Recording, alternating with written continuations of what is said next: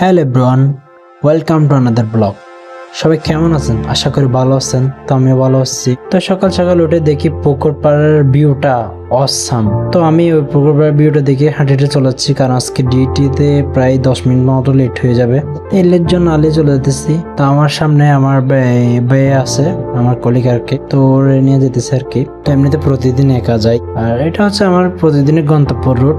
দেন এটা দিয়ে আমি প্রতিদিন আসা যাওয়া করি। জাস্ট ওয়াও রেস্টুরেন্ট আমাদের এটা, রেস্টুরেন্টের সামনে। দেন আমরা রাস্তা পারবো, আর রাস্তা পার হতে অনেক ঝামেলা, কারণ এখানে একটা ফ্লেভার নাই, গাড়িগুলো অনেক স্পিডে চলে। তো এখন আজকেও সকাল যেতেছি, লিফট নাই, যার কারণে আমাদের হেঁটে হেঁটে উঠতেছি আমি 4 তলায়। তো এটা হচ্ছে আমাদের হোম প্লাস 2য় তলা আর কি।